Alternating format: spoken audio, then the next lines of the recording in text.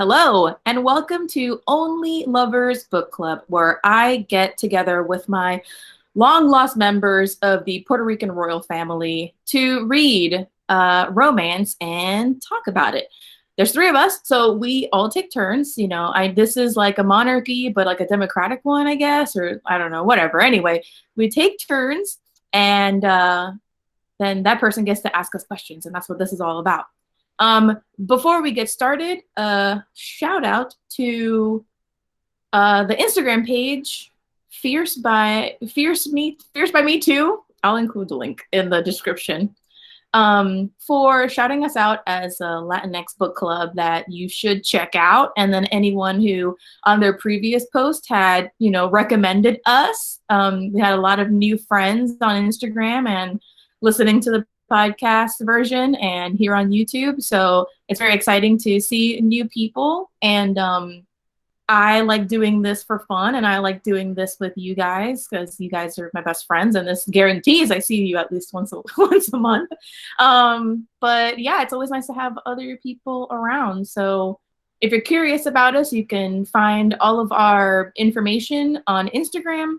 We are at Only Lovers Book Club on Instagram. If you're on YouTube, all of that will be in the description box. If you're listening to the podcast, that link will also be in the description. And yeah, check it out. If you like what you see, if you're on YouTube, if you like what you're listening to, you can always leave us a tip. Yeah, befriend us. And cool. Let's get on with the show.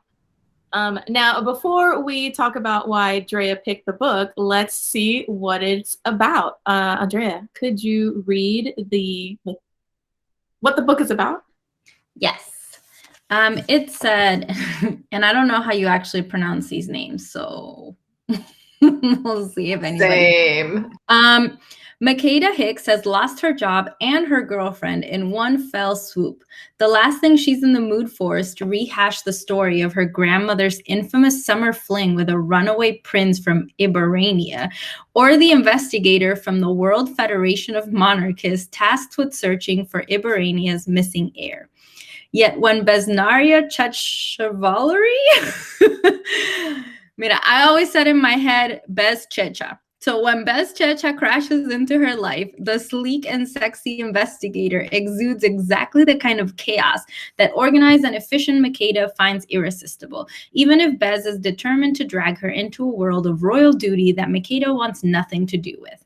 When a threat to her grandmother's livelihood pushes Makeda to agree to return to Iberania, Bez takes her on a transatlantic adventure with a crew of lovable weirdos, a fake marriage, and one-bed hijinks on the high seas. When they finally make it to Iberania, they realize there's more at stake than just cash and crown, and Makeda must learn what it means to fight for what she desires and not what she feels bound to by duty. Yeah, that's exactly what I read. I read that. Yeah, I read that. Tosh, can you please tell us about the author? I mean, just for those like fools living under a rock who are on a romance book club page and don't know anything about Alyssa Cole, could you please just enlighten us? It's literally just you who knows anything about Alyssa Cole, Chris. Okay. Judgy McJudgerson. All right, so the effervescent Alyssa Cole is a New York Times and USA Today bestselling author of romance, historical, contemporary, and sci-fi, and thrillers. Her Civil War-set espionage romance, An Extraordinary Union, was the American Literary Library Association's RUSA Best Romance for 2018, and A Princess in Theory was one of the New York Times 100 Notable Books of 2018. She's contributed to publications including Bustle, Shondaland, The Toast, Vulture, RT Book Reviews, and Heroes and Heartbreakers, and her books have received critical acclaim from the New York Times, Library Journal, BuzzFeed, Kirkus, Booklist, Jezebel, Vulture, Book Riot, Entertainment Weekly, and various other outlets. When she's not working, she can usually be found watching anime or wrangling her pets. Love her. Also, this is a lot of good stuff. Shondaland, you know me and Shonda. So I have read a lot of the Alyssa. Well, not a lot, but more than I guess us collectively have read. So I read these, like I said, I read the Civil War series. I read How to Catch a Queen, and I read When No One Was Watching, which was the thriller, which always upsets me when I see it in the romance section because it's not a romance book. It's a thriller with like some sex in it, but like it's a thriller. It's not the same thing. Anyway, so yeah.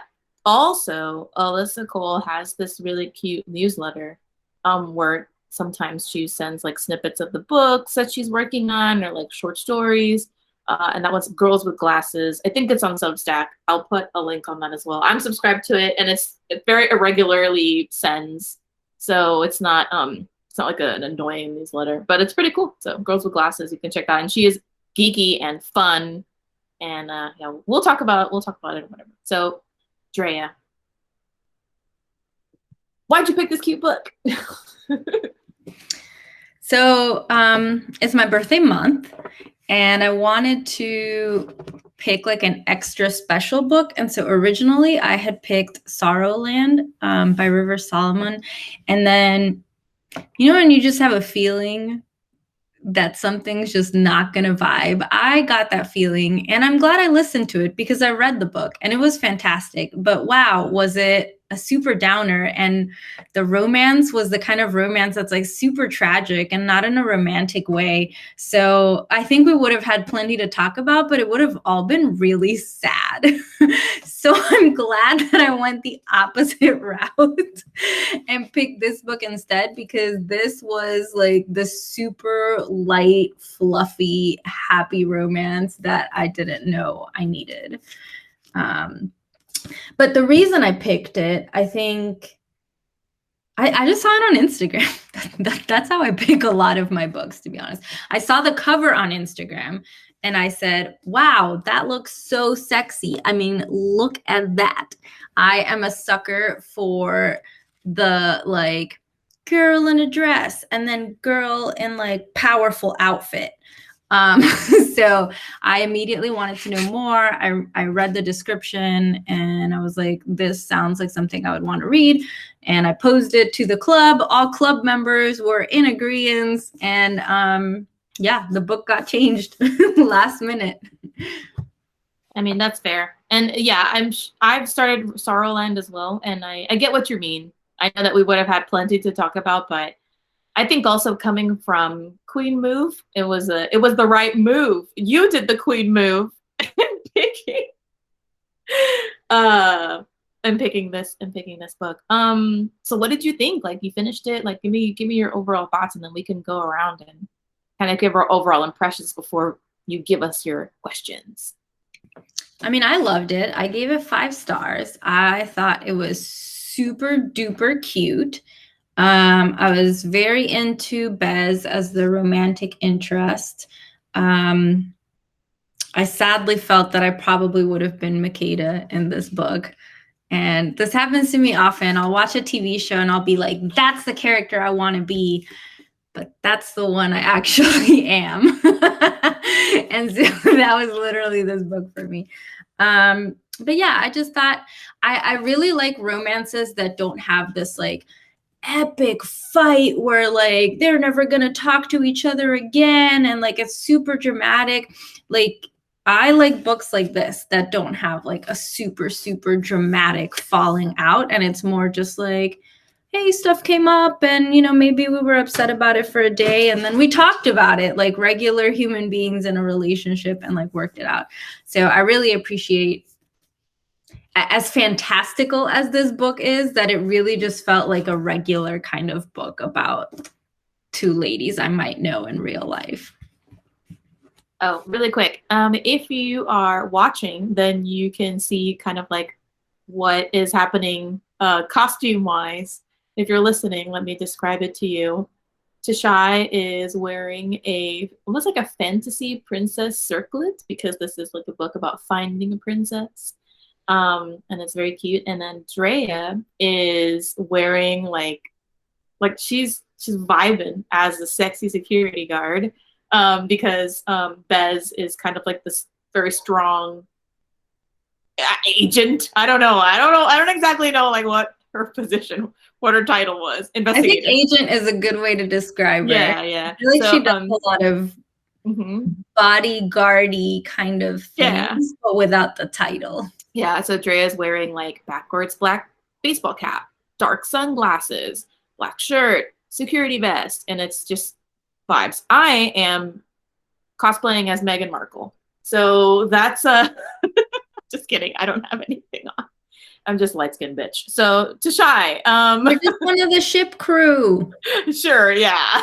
I got the overalls. I'm ready to go find a stowaway.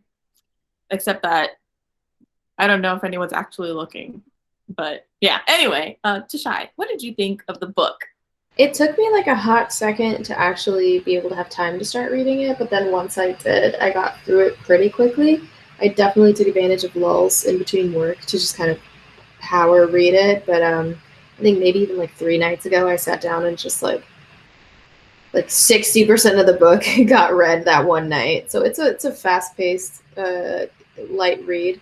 I think I gave it 4 stars. I was pleasantly into the story.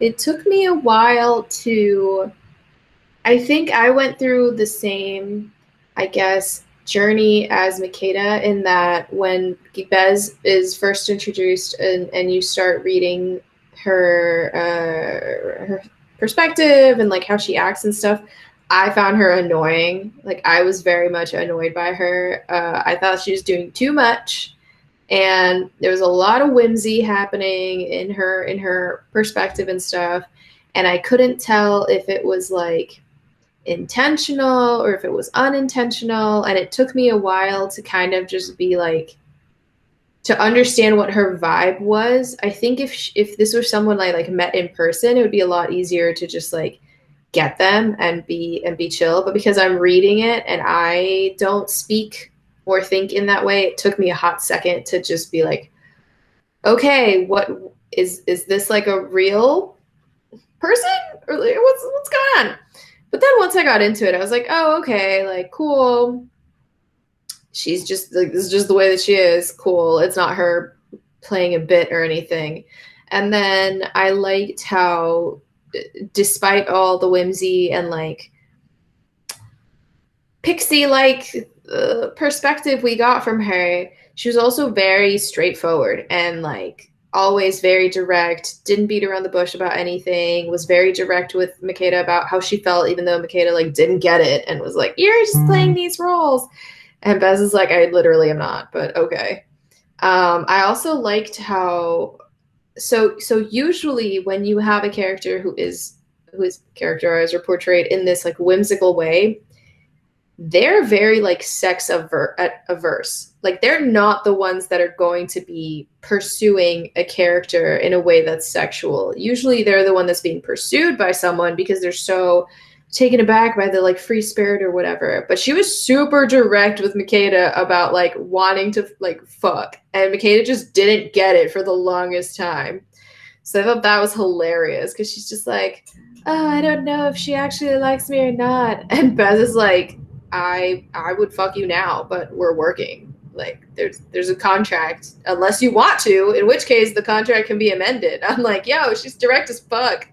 So it was cute. I think I kind of guessed where the ending was going to go, but it didn't take away from me liking it. But it did feel like there was this one long journey, and then it was done. Like, and then the reveal happened, and it's done, and that's it. And like, okay, cool, everything gets wrapped up in a bow. And I was like, eh. So I knocked off a star because of that, because I feel like there could have been less time before the ship and then more time in the ship and after the ship. Like, it could have been a little longer to really just fully round out these parts of the story. But no, I liked it. I honestly, probably one of the best written sexy scenes in a while. Like, not since the Danny Brown sisters sexy scenes have I read something that was just like good. This is like primo chef's kiss. So yeah, good job.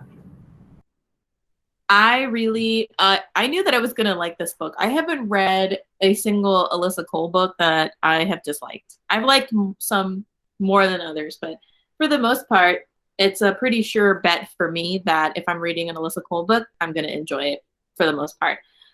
So I read How to Catch a Queen, and the tone shift from How to Catch a Queen to like this is like whoosh, like whiplash, because How to Catch a Queen is very dramatic, so much angst. I mean, and there's like actual like literal stakes where, you know, like if this doesn't happen, then the whole freaking country's gonna collapse because you know, and it's maybe not that dramatic, but it sure felt that way. It sure felt like this is a place that needs a leader that can lead, and this guy sucks and she can help him, but he's not letting her help anyway.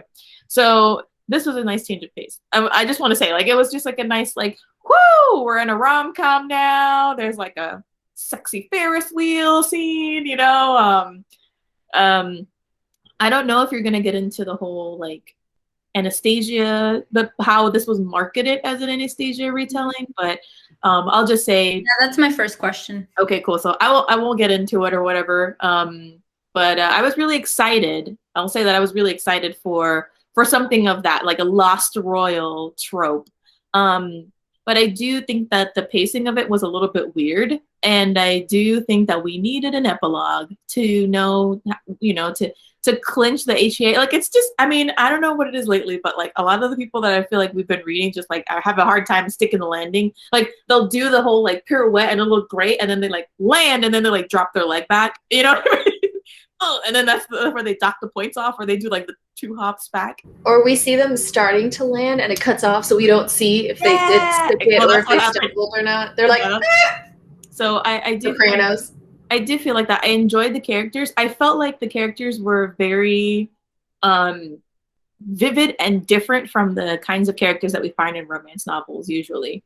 Like their damage was very specific, and not their damage, but their issues, you know, the problems that they bring to the relationship. But like Andrea said, I enjoyed that it was also very low stakes in regards to like the world and the world of the universe. And whenever there was sort of like a disagreement or some sort of disruption in the world, it would just be like, hey, we need to talk about this. And then they would talk about it. And that's this great relationship modeling. I think that that's fantastic. So yeah, I'm ready to answer questions. So that's my overall thoughts. Well, I mean, you kind of brought up my first question, which is, even though it doesn't mention it in the actual back of the book, when you open like the Goodreads page or the Amazon page or any bookseller page, you know how they have like that little like eye-catching sentence like that they hook you with before they get to the book blurb. So they always use that space to say that this is an Anastasia retelling, even though they don't actually say that in the back of the book. And so I just wanted to know if you thought that was an accurate comparison, if you thought it was like an Anastasia retelling, or if it wasn't, or why you think that's the book it got compared to. Just curious what you thought about that comparison, because that's one of the things that personally made me want to pick the book. So you want to go first, Tasha? What do you want? Sure. I don't think I would have associated this with Anastasia if no one had mentioned it. Like, if no one had brought up, this is like an Anastasia retelling, then it wouldn't have even crossed my mind, because Makeda doesn't ever think she's a princess. It's her mom has this like obsession that has made the idea of being a princess this like terrible thing for Makeda. So it's not like she grew up unaware of royalty, unaware of this like family or circumstance at all. Like her life has already been affected by this idea of monarchy. So she is not grown up completely disconnected from this, which I think is not similar to the Anastasia situation, because in that it's kind of like, oh, I've found this like street urchin and it turns out she's this long lost princess. Makeda's like, leave me the hell alone. I don't want to be a princess. Mom is like an obsessive compulsive. Like, I don't know what's going on with her. She's fixating on this thing. It's ruined my life. It's ruined her life. Like, leave me the fuck alone. And then Bez is just like, oh, I feel like you could be the princess. Like, it didn't, yeah, like I said, I would have had no idea unless people had mentioned it. Still overall, it's a good, like, oh, is she or isn't she a royal story? And I think that it does fine without, I think maybe it's just a quick way to sell it to people who think that that would be a good story. Like, that's the easiest way to sell a story about someone being like not possibly being royal. Like, it's not a Prince and the Pauper story, so it's an Anastasia story.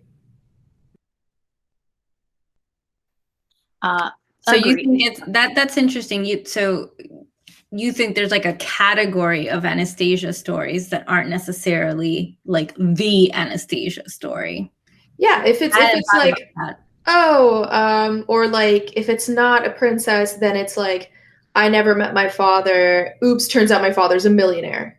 Or What a Girl Wants. Oh, who's my actual dad? Oh, he's a prince. Like, I think there's ways to shape it that it would have been that closer to an Anastasia story. If she had not known anything about royalty, if her mom hadn't been obsessed with the monarchy, hadn't ruined their lives to try to become rich and like become a royal, if it had literally just been Bez shows up one day and is like, "Hey, you did a 23andMe thing. I've been looking for you for fucking ever. Like, we gotta go." And then Makeda was like, "What?" Then it would have seemed more like that to me. Can you remind me of the question, Drea? Sorry. I want to make sure I'm answering it correctly. Just, did you think it was actually an Anastasia retelling? So yes and no.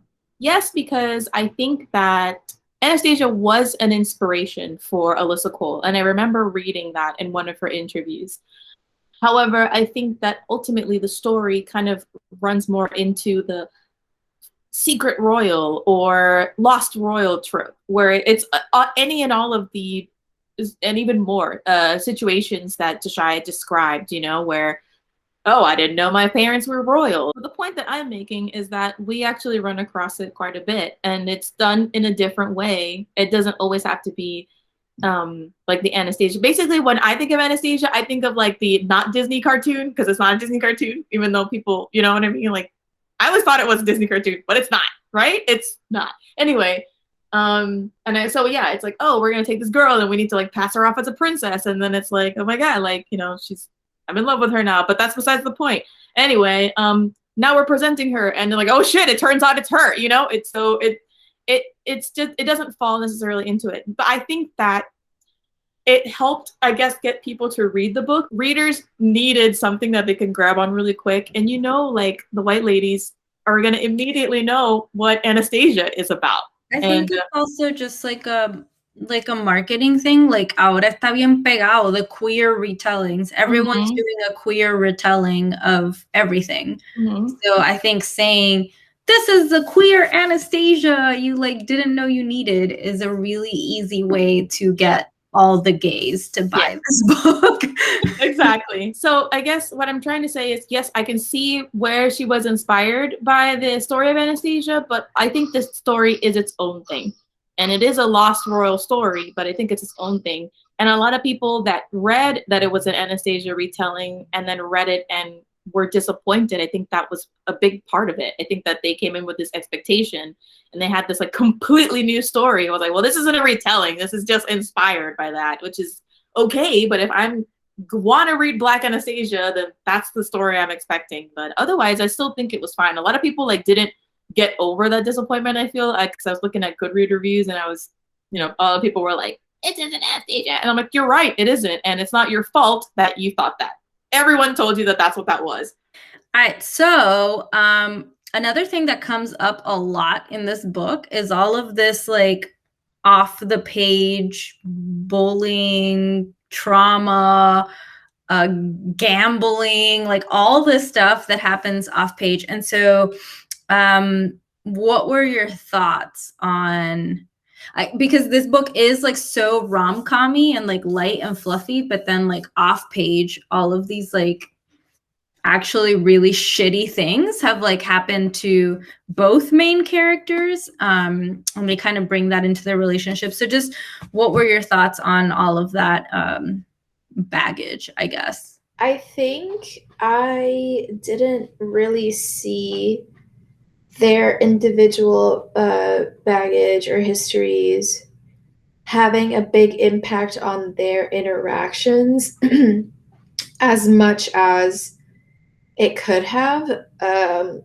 So I think Makeda definitely is the main, like, more upfront baggage carrier, because she's just been dumped and has been fired and has like all her family drama llama that's happened for forever. And she's very upfront about all this shit that's going on. Like, I feel like she's the kind of person who will just like tell everybody what's up, just from the way she like became friends with people on the ship and stuff. And she was like, even though it seemed like she tried to portray herself as someone who was like, I'm not going to talk about it. She was like, she's pretty easy to read.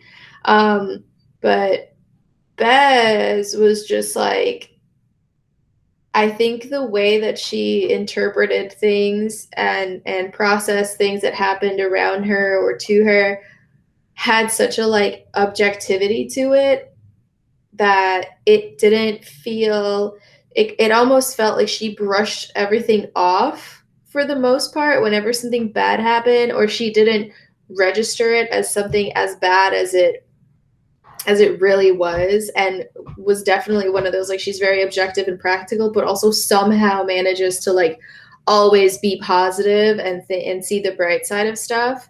So I think it was like really interesting how they played with their personalities, because Makeda feels like she would be the one that's a lot more like hopeful and positive and stuff, but she has given too much and now is like just really affected by all this stuff.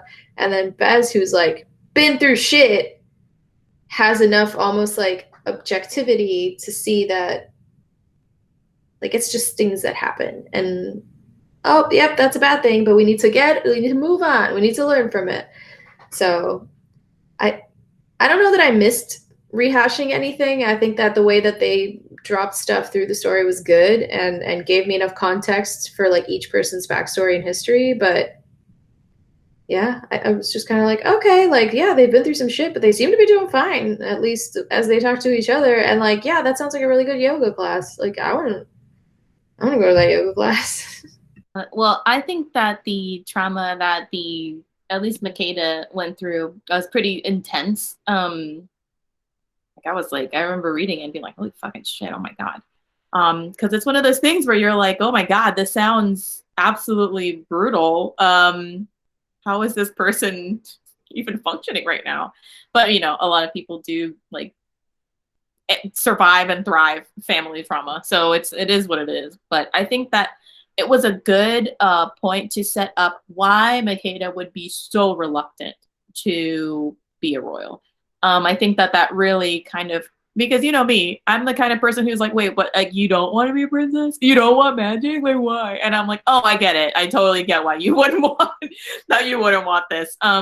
So I didn't think that it was exploitative, or you know, just like too much trauma, or like, you know, the dreaded like R word, like what happened in the Shifter book. You know, I think it was realistic enough and realistic enough that I understood why I don't want to win the lotto. I don't want to do this. I don't want to do that. I just want to have a normal life that I have like a lot of control over. And Makeda's thing is that she wants to be in control of things, and not like in a, you know, I'm going to put my whole closet and I'm going to puppet master the whole thing. I just want to have like some say in what my destiny is. And I think that the big part of her like character growth is that she wants to fine, this whole like royal thing is like thrown on her lap, and at first she fights against it. Once she accepts it, then it's kind of like a more, I'm gonna kind of go with the flow and control things as they come, you know, like as it happens.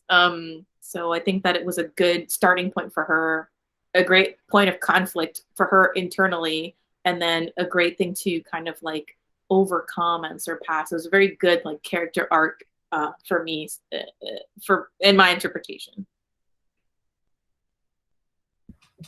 Yeah, I agree with what both of you said. And I also personally really like too that what they each brought to the relationship made them realize like, oh, this is what a healthy relationship looks like. And this is what I should expect from people moving forward. Like, I think this book did a really good job of modeling like what toxic behaviors really shouldn't be acceptable that we like accept anyways.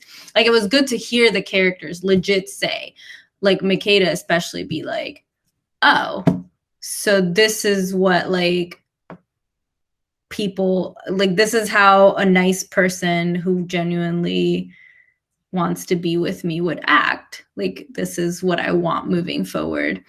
And so I really appreciated that, because I feel like in a lot of romance books, sometimes characters put up with things that aren't very nice, and then it never gets like addressed.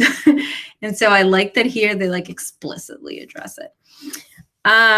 But speaking of their relationship with, oh yeah, Chris. Thanks. I wanted to add something there. I think that it's interesting, and I don't know if it's going to come up. I kind of want to talk about, I don't know if we're going to talk about Makeda specifically, and like, because we did talk about like her, you know, reluctance with being a royal and her trauma, but I don't know if we're going to talk about her specific like personality, because I thought that it was an interesting main character for us to be with. So I don't know if we were going to talk about it. If not, then I have some thoughts about it. What do you want to talk about? So I think that it was a weird situation, because I was like, when we first meet Makeda, she's getting fired. That's terrible. And then like she gets home, and then she like gets dumped by her girlfriend. And I thought that it was really interesting that at least my personal reaction to that was I was not on Makeda's side. I was like, to the girlfriend, I was like, get out of there. Because I think that while I can sympathize with Makeda, and I can get where she's coming from, why she does the things that she does, I think that one of the great things about what you were talking about what a toxic relationship is that Makeda got to work through a lot of her things, so she herself was not a toxic person. Right. Yeah, definitely. Yeah, it does go both ways for sure. Yeah, because I think that the kind of person, like, this is one of the things that I like ended up learning late in life, is that sometimes people kind of like cycle through these like roles of like becoming like, I don't remember the exact roles that it is, but it's like the rescuer, and then the victim, and then the persecutor. It sounds really strong, right?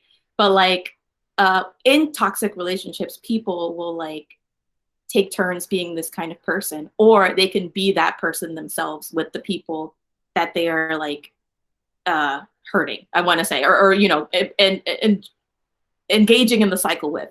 So when Makeda was kind of like saying, when the girlfriend says to Makeda, oh, like, you do this and you do that, and like, you don't give me a fucking break to do anything for you, Makeda's like, well, you know, you could see her, and then she immediately kind of like turns on a dime and is like, well, obviously when it benefited you, you didn't have anything to complain about. And so she becomes like, she goes from like being a victim to being like a persecutor. And then the girlfriend is like, no, you don't get to do that, because you know what I mean? Like, it was just a whole lot. And I liked that our main character wasn't like 100% a perfect person, or like a full victim, because it's very easy for anybody to like fall into a very toxic cycle, because like you don't know like what it is that you're doing, and people don't know to tell you, hey, like, you're being toxic.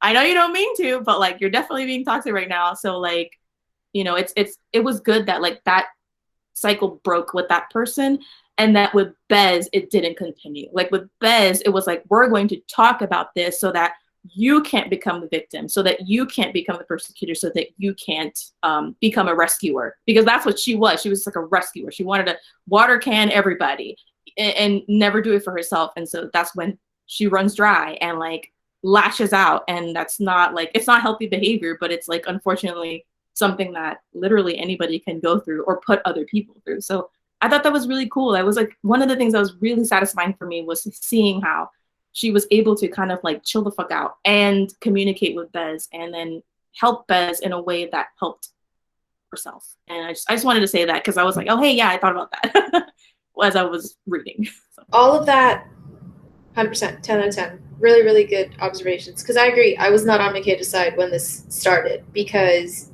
I could see it as like a, wow, you're doing all these things for all these people, but you're putting yourself in the position of like, people owe me gratitude because I'm doing all of this for them. And when they don't show me gratitude, then I get to be mad. But if no one asked you to do things for them, then it really is you just self-sacrificing to then have something to kind of subconsciously hold over people.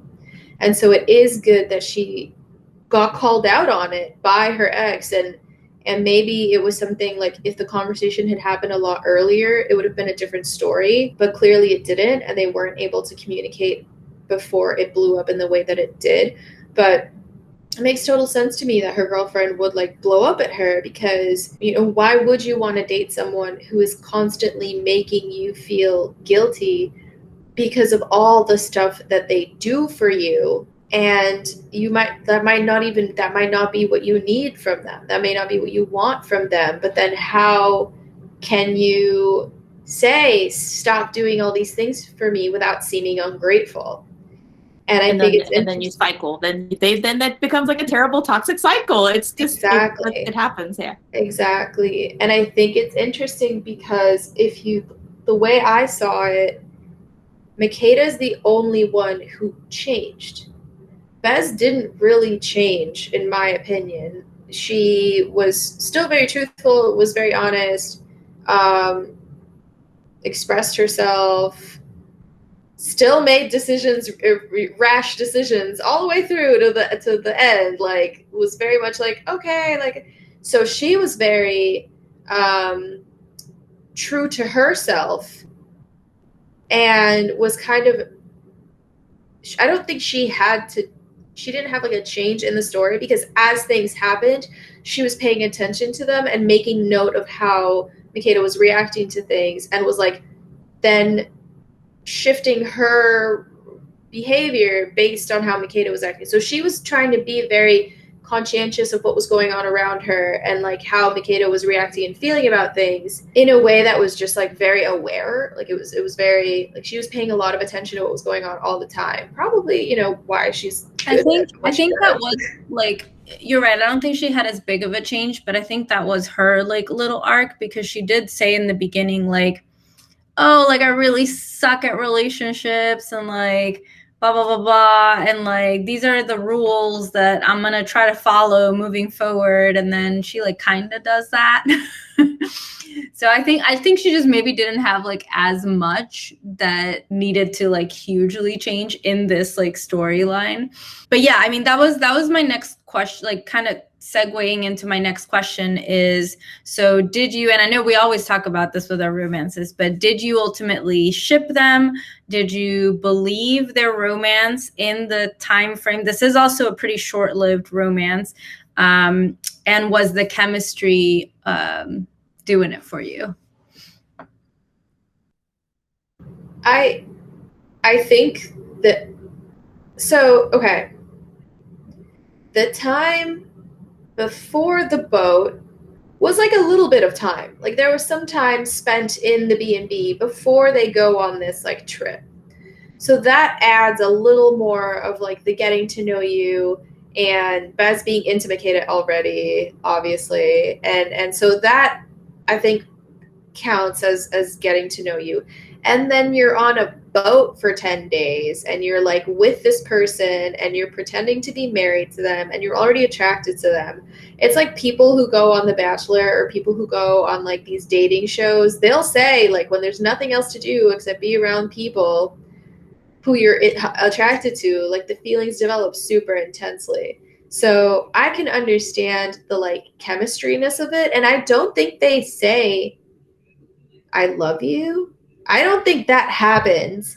And I think that's fine. They joke around about like, well, now I guess we got to get married type of thing because they're just very into each other.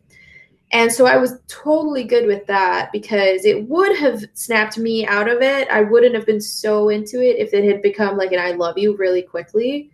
So I think just for the time frame, like it didn't affect me as much because I knew they were on this boat. They were going through this like role playing situation. By the way, what kind of luxury ass cruiser situation is this? Like, it's a shipping container boat, but they have With fucking a honeymoon suite? What honeymoon the suite and hell? yoga and a movie theater and like rock climbing and like karate and like all that shit. That was my biggest suspending of disbelief was that this boat Wasn't it because like the whole thing was like concocted by the prince? So like he just chartered it the way he fucking wanted it to be, where everyone was like equal and had but every. no one knew he was a prince. No, though. nobody knew, but like So the fact that people working on this boat.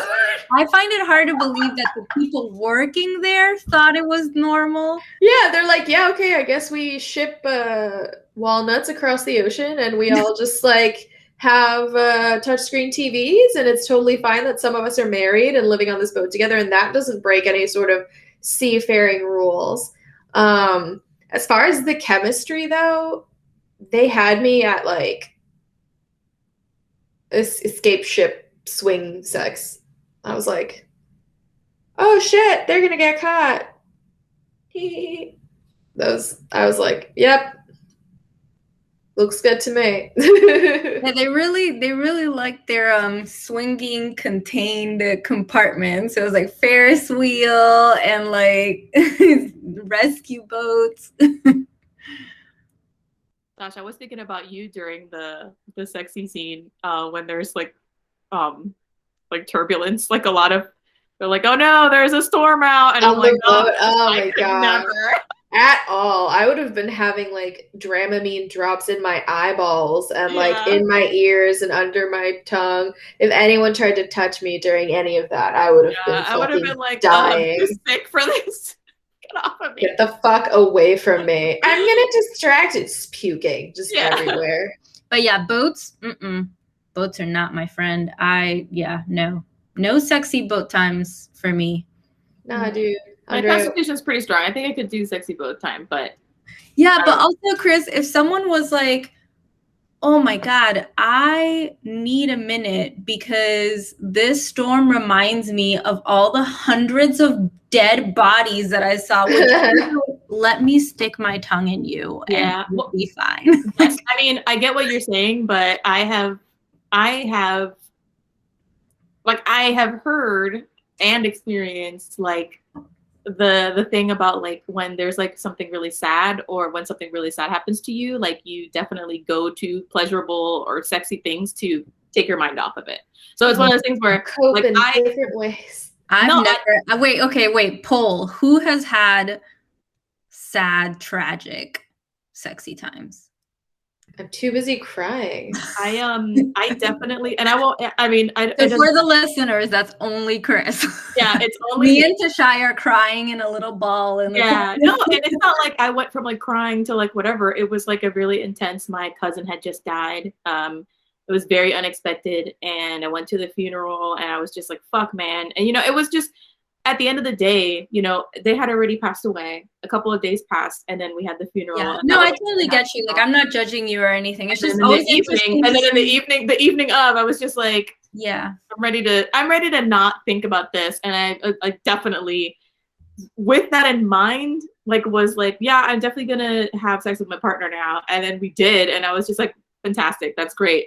And it came up like, oh, shouldn't you feel sad about the funeral? And then I was like, I think this was because of that. I think that I just to be fair, now that I think about it, and it was not immediate, so I don't think it counts. But to be fair, my I got together with my current partner on the night of the anniversary of my dad's death. But it was like 5 years later. So actually our anniversary, I always celebrated the day after. It was too weird if it was the day after. Mm-hmm. But yeah, so you're right, I guess. Mine is delayed. I'm a delayed reaction sort of person. I'm more of an immediate gratification person, you know. And I'm sobbing uncontrollably. I was listening to a podcast earlier about, I don't even want to get into it. I was like crying making quesadillas because I'll listen to This American Life podcasts and it'll be like, this recording was done in like 2014. And I'll be like, oh, I wonder how the people are. And he was like, so and so did get out of jail, but his dad died a year before he did, and so they never got to go fishing. And I'm like, no. So fucking laughing sad. at the situation, just laughing. So fucking sad. And I'm just like sad making quesadillas, sad cutting onions, like crying onion tears and sad tears while holding a recently sharpened knife. It was this whole thing. I was trying not to cut my finger off, like came close. Yeah. Okay, well, in more more of an uplifting track, because I think there were some really good side characters in this book. Which side character would you want to star in their own romance? Who's Prince? What? The prince on the boat. The prince. The prince.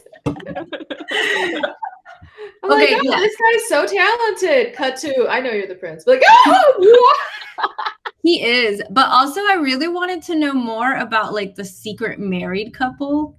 Mm-hmm. Yeah, Or even like a prequel to the grandma, like the grandma hooking up. Yeah.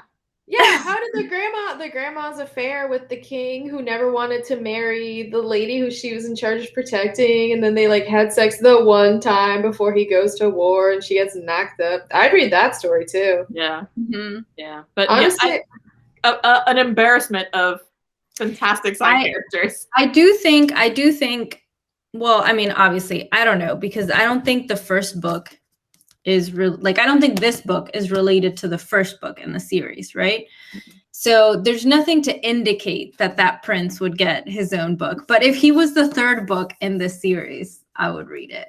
Yeah, I don't think she's working on. Like I said, I read a couple of interviews before today. And the next book she's working on is part of a different series. But I wouldn't be surprised. She spent a lot of time on this guy. I would be very surprised if he didn't turn up at some point. Yeah, he is a very enticing character to read. Beloved NPC needs to appear again.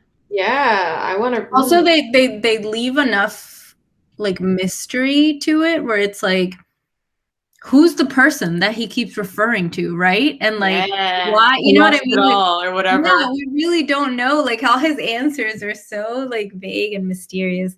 Maybe it was a different man who he was in love with, and that's why he kept rejecting the women they were trying to set him up with.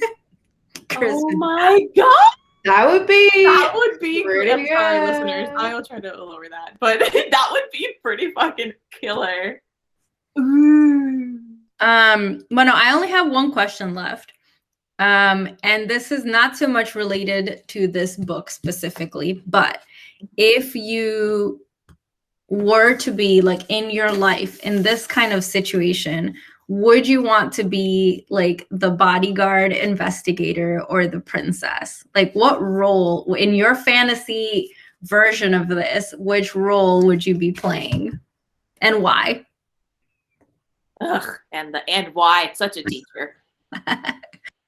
Wait, is it based in this specific circumstance? Because then, spoiler alert, don't listen if you haven't read the book. No, it doesn't. It's not specifically this book. Of course, that would be like, because she's both. In general, would you want your job to be like, I'm this bodyguard tasked with retrieving this lost royal, or would you want to be the person who gets a knock on their door one day and someone shows up telling you you're a royal? I'm a princess. I have a lot of debt. I want to be the princess. I want someone to make a decree that my debt's not real anymore, and then I'll make a monarchy-based cryptocurrency, and then princess, 100%. I think that I definitely would probably be the bodyguard, because I love the thought of being a detective or investigator, you know? And I am enough of a romantic that I would definitely be thinking like very like Whitney Houston bodyguard thoughts, where I'm like, I'm going to save this person. they're gonna fall in love with me. And then it's like I can be both. And I can be rich because my partner's suddenly rich, or is rich. And then I also am still a kick-ass person, like a kick-ass investigator. How about you, Drea? Yeah, but if you're a princess, you can pay them to train you to do these things. I know, but I don't know. I just feel like the princess stuff comes with a lot of extra shit that I don't want to do, whereas my duties are very clear. Like my clock in and clock out time are very clear as a bodyguard, investigator person. I would definitely want to be the princess only because I would want to be able to get the unavailable, emotionally reserved bodyguard to fall in love with me. Because in my fantasy version of this, they are not as open and communicative as Bez was. They are very stoic, and I have to break down the walls. And then once I've won over the bodyguard, then we elope and we become I become the missing royal because I don't actually want to be the princess. I just wanted to put myself in the bodyguard situation and then run off with the bodyguard. Alyssa Cole had an interview with Frolic, and then she said, I enjoy exploring the less glamorous parts of royalty. In my book, it's a job, and often an annoying one, and almost always one that wasn't wanted. So I enjoy exploring how people who have this political power use it, how it affects their friendships and romantic relationships. And I also love making my own countries and kingdoms and figuring out their languages and histories and imagining what kind of monarchy they'd produce. So I think that's pretty cool. I think that's a world building in a romance. That's awesome. Like that kind of like create your own country and make your romance work there. You know? The language in this book was driving me crazy. I was like, what is this like Portuguese, Italian, Spanish, like mishmash you've got going on where it's like, yeah, pick one. here's what I propose. Because Alyssa Cole is like super into like world building. Here's my request to take on this job. I would like Alyssa Cole to create this royal world and make it into a playable RPG a la Thirsty Sword Lesbians, you know? Like I think that could what work. Is that? So this is a game that it's like a role-playing game where you play. Why haven't we played this? Well, because I was waiting to show it to you in our hangout. Oh, I see. Was this your dramatic moment? Yeah. I were both like, I brought it to the hangout. Anyway, so I think we're both immediately offended. What the hell, Christina? Jeez, I'm trying. Why didn't you share this? The reaction I'm going for is always like, "Ooh, that's cool! I can't wait to play that," because obviously that's why I'm showing it to you. Anyway, I think that would be pretty cool. We get to play as the characters in the books, like Iberania, whatever. I'm excited. I was excited to show it to you guys, and because, like, you know, there's strong lesbians in this book, so I wanted to show strong sword lesbians. I mean, listen, that's literally like that is my entire like I don't know how you would phrase it, but like my biggest disappointment in myself is that I wish I was that kind of person, but I'm not. And so all I can do is be attracted to people who are like that because I wish I was like that, but I'm always going to be the Makeda, okay? Always. Is unfortunately what it is.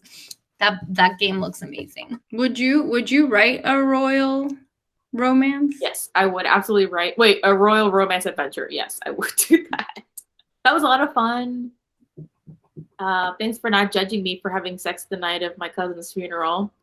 Oh, no, I'm not gonna judge you. It would have been a different answer if it had been happening at the event. But very Fleabag of me, just very Fleabag of me. Well, that is it for our discussion of How to Find a Princess by Alyssa Cole. We will see you at the end of August where we get to read a flavorful Pride and Prejudice retelling. But until then, bye!